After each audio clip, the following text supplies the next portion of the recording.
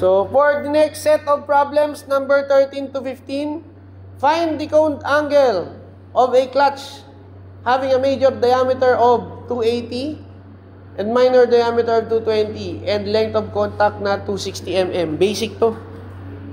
Number 13.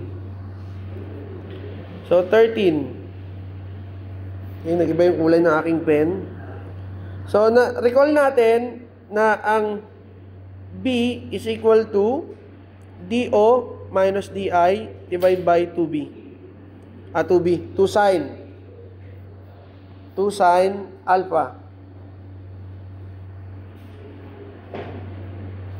Hinahanap is the degrees. So, sin alpha equal to DO minus DI divided by 2B. Ang hanapin ko is the angle. So, alpha equal to arc sin DO minus DI divided by 2B equal to arc sin 280 minus 220 divided by 2 times the face width is 260. So, ilang degrees yan? Hindi nyo i-ray dyan yung calculator, ha? Mag-aamali kayo dyan. As is nyo lang yung calculator. Okay? Dapat ganito makikita nyo. Tapos, this will become 280 minus 220, 2 times 260. So, the answer is 6.628 degrees. Basic in number 13.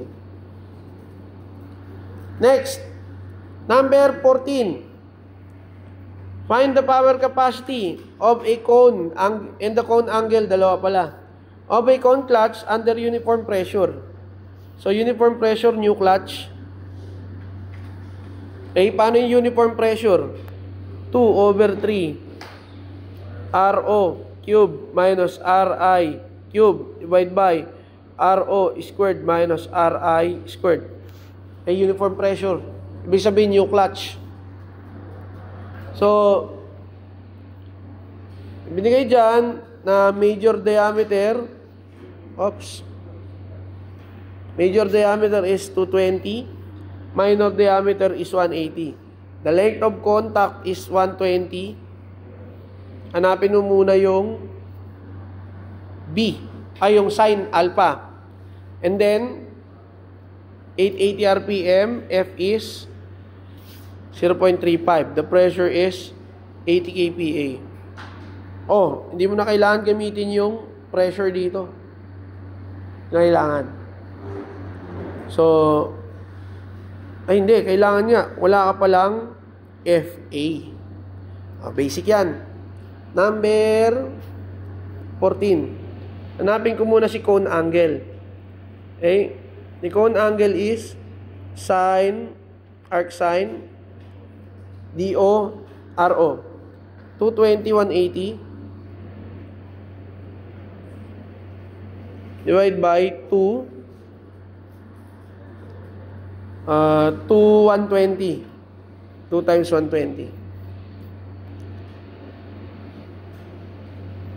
So, ano yung angle natin? Okay, shift sin 220 minus 180 divided by 2 times 2, 120. So, 9.5941 degrees. Okay, store ko to kay A. Tama na yung isa, 9.57, check. Okay, duling lang ata siya mag-calculator. Ay, sorry naman. Tapos, si Fn. Hanapin mo si Fn. Fn is equal to P times area. Ano ba yung area dyan? Yung area dito is RM pa rin. Okay? Yung area is equal to P times, P times 2 pi RMB. Yan pa rin yun, RM pa rin. But yung RM mo dito is RO plus RI divided by 2. So the pressure is 80 kPa. 80 kilonewton per meter squared. Next, 2 pi. Tapos, yung RM natin. This is 220 plus 180 divided by 2. Okay? Times ko na ng 1,000 para maging meters yung lalabas. Times. Isa pa. Yung ating length of contact face width is 120. So, 120 divided by 1,000 times M. So, cancel all same units. Tapos, i-divide ko na lang to ng 1 kilonewton every 1,000 newtons. Akit yung 1,000 na yan. So, 1,000 times 80 times 2 pi, okay, times 220, okay, mamaya na yung 1,000 ha, 220 plus 180 divide by 2 times 120. Tapos nasa baba, dalawang 1,000. 1,000 squared. That is Fn. 12,063.7158 newtons. I will store this with B. Ay, ito na kay A. Store natin siya kay B. Check nyo ulit. Yung 1,000 umakyat. Diyan, 80. 2 pi. Tapos 220 plus 180 divide by 2 times 120. Correct. Next. Nahanap ko na si Fn. Anong hinahanap ko? Power naman. O, pasok. Power. Gagamitin ko na si Fn. Fn, Rm, tapos N. Divide by factor. Wala nang sin alpha ha. Kasi nandiyan Fn eh. So, power is equal to 0.35. Tapos, Fn is nakastore kay B. 12,063.7158 newtons. Yung Rm, new clutch yan, 2/3 times yung RO natin, halatiin na natin yan, 220, 110, and 90. 110 cube minus 90 cube. 110 squared minus 90 squared. Ang unit is mm. Yung RPM natin is 880. 880 RPM. Divide by yung factor. 9549123 Newton, millimeter, RPM per kilowatt. Lagi natin ipapakita yung unit cancellation. Newton, Newton, mm, RPM, RPM. Matitira si kilowatt. Aangat pa yan. So, calculate. 0.35. Recall natin si B. Times 2 divide by 3 times 110 minus, cube muna natin, minus 90 cube, 110 squared minus 90 squared. Then multiply to 880. Divide by 9549123. The answer is 39. Bakit naging ganun ang sagot? May mali ba tayo dito? Tama naman. Allowable pressure, minor diameter. Okay. That is 19.46. Kulang tayo ng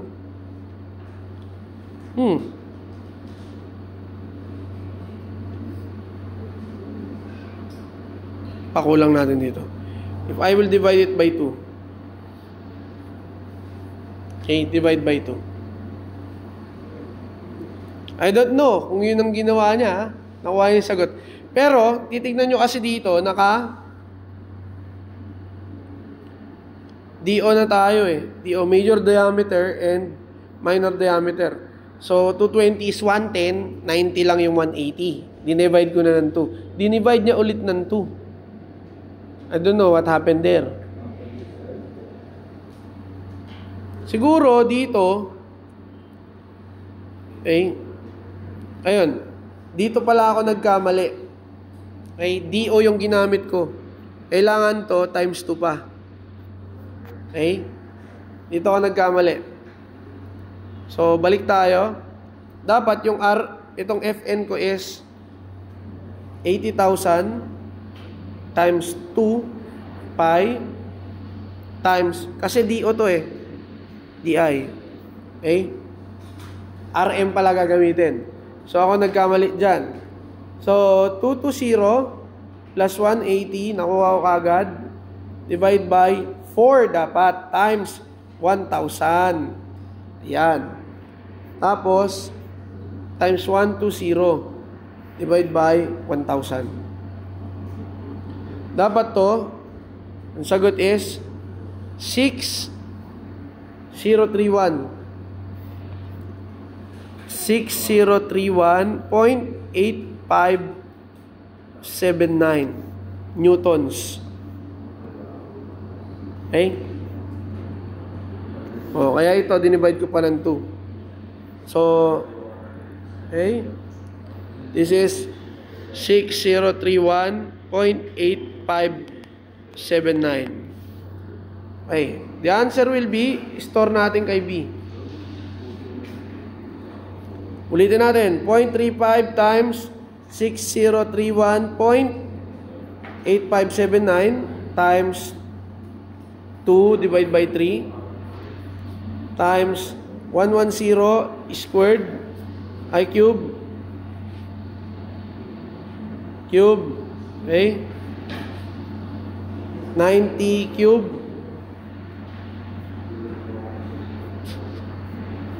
110 squared minus 90 squared times 880 divided by factor 9549123. The answer is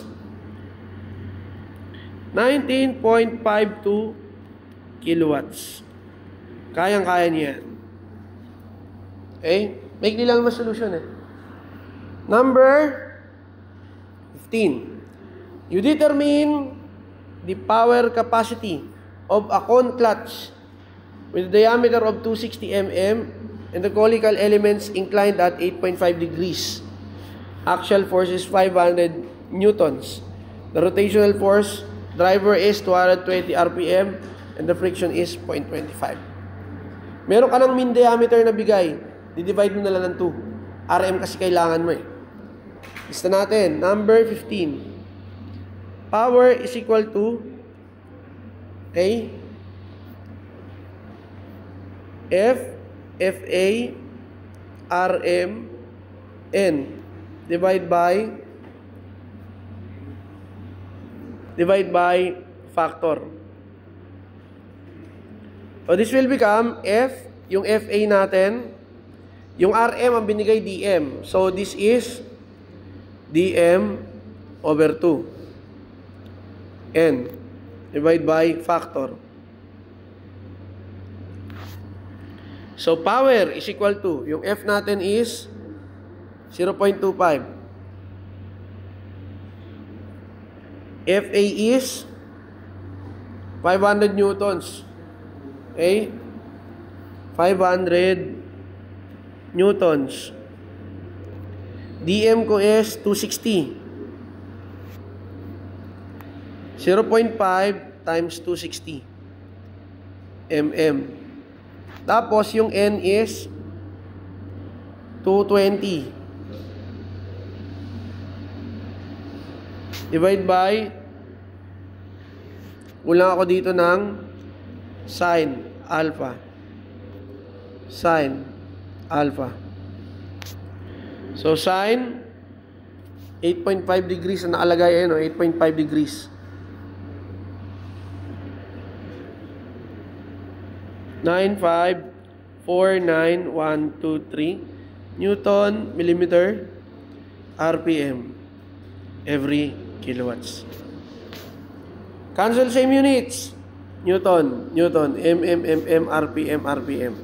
Lumabas kilowatts, aangat yan sa taas.